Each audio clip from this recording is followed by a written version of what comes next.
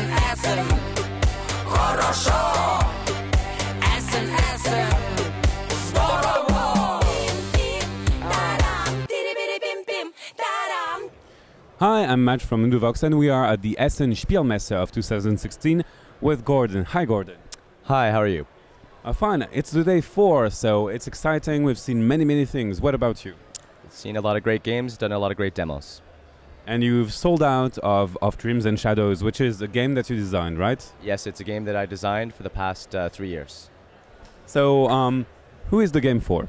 The game is primarily for an audience of 14 plus, 2 to 6 players. It's a cooperative board game.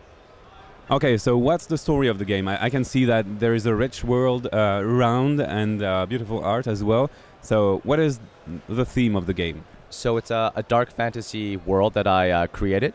It's deeply thematic and story-based. It's like a role-playing game in a board game format. Would you compare it to Andor, but more, well, darker? Possibly a little bit darker, also not so much a puzzle game, and different types of heroes, different type of world. Okay, so what do we try to achieve as heroes in this game? Because you told about heroes, so I guess they are here.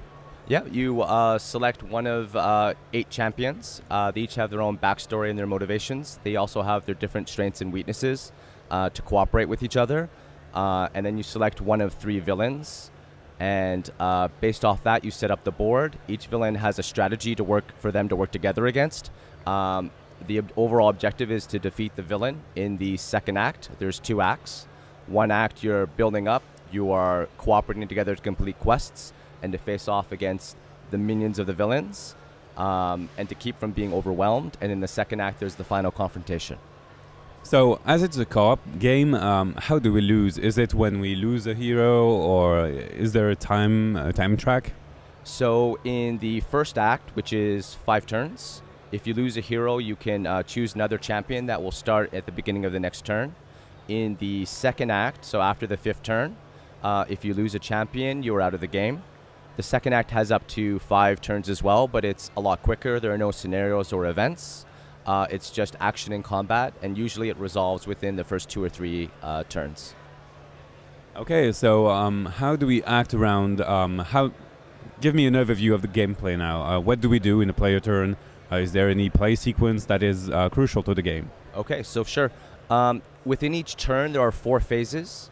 In the first phase, there's an action phase. Each champion has 3 actions. Typically, the champion with the highest agility goes first, but the players can choose as well.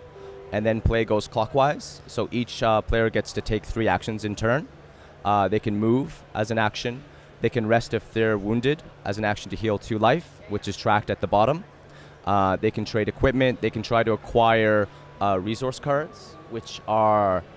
There's a deck and there's a hand of 5 cards that are displayed, and there's many different types of equipment, combat feats and spells, companions that they can acquire to make them more powerful.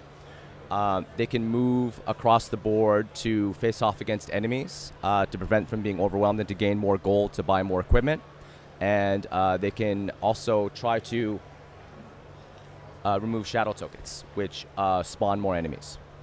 So it seems to me that it's a combat-focused game. So how do we fight?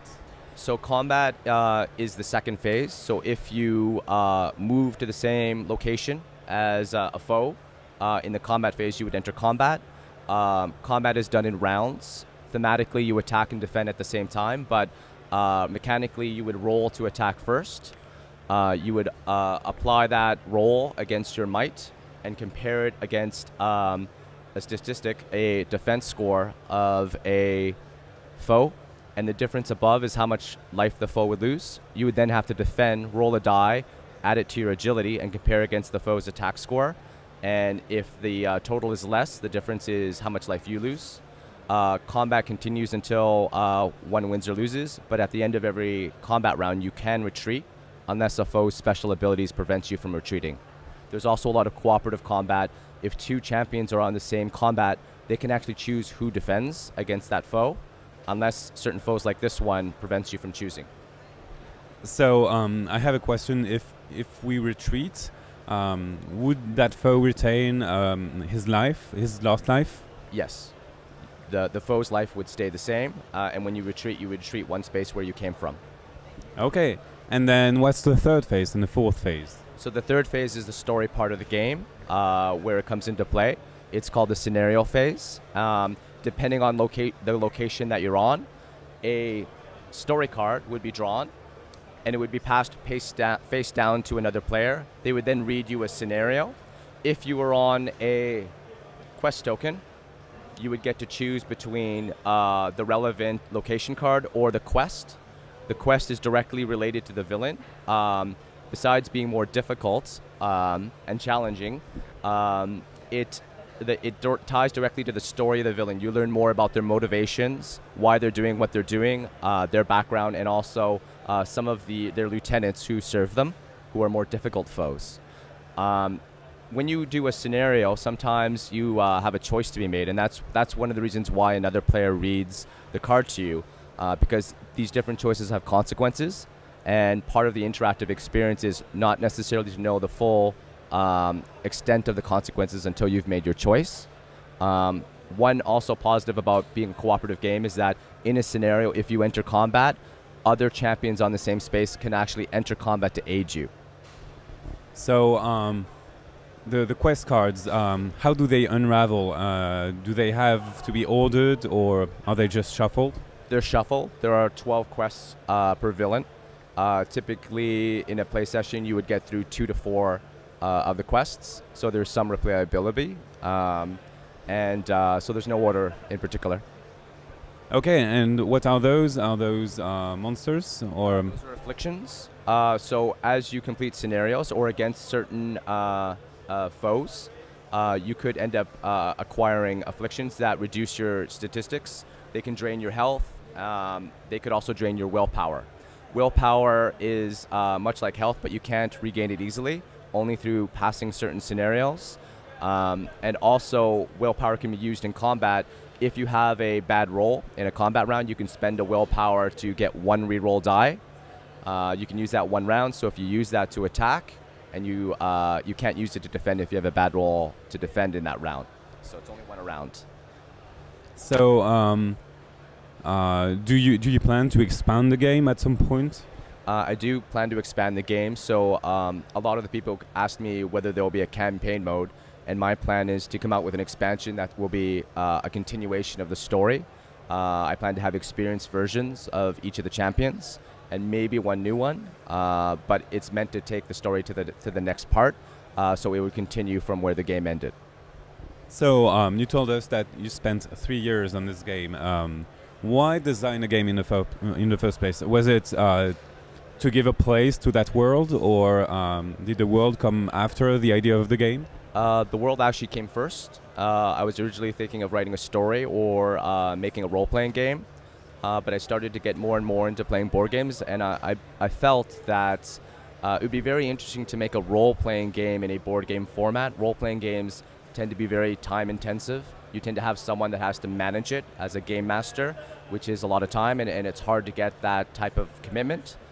So I felt it would be very interesting to have a lot of elements of a role-playing game in a streamlined board game format. People can enjoy it in a 2 to 3 hour session and get that type of experience without such commitment. Okay, and so the art is stunning, as we can see. And how did you find the artist that did your art? So the artist's name is Matt Forsyth. He's in New Zealand, and I found him on DeviantArt, actually. Okay, and also, do you have, beyond the expansions of Dreams and Shadows, do you have other ideas of board games that you want to explore? So a lot of my world's influenced by old Celtic mythology, actually. Some of the characters and the foes that you're up against. I've also been influenced in the 90s from World of Darkness, Vampire the Masquerade, Werewolf the Apocalypse. I would always be interested in a board game of that nature as well. So, would you like to develop a game on these themes, on Werewolf, well, the Apocalypse or the Masquerade? Because there are a few games about the Masquerade, right? There are a few games. I've played some of them, and I would definitely be interested in making maybe a board game for them as well. Okay, thank you, Gordon, and see you on Univox. Bye. Tim, tim, taram, tiri, biri, bim, bim, taram, tim, tim.